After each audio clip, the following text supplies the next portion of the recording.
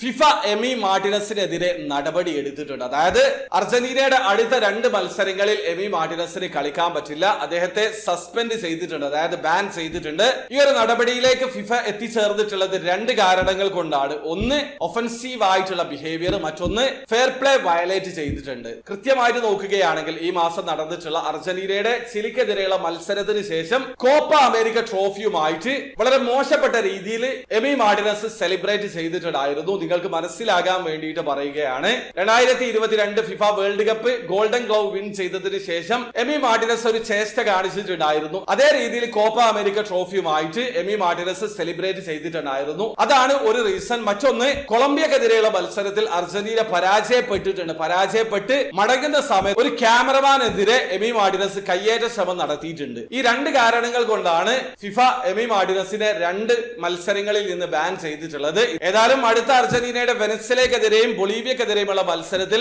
Amy മാർട്ടിനസിന് കളിക്കാൻ കഴിയില്ല.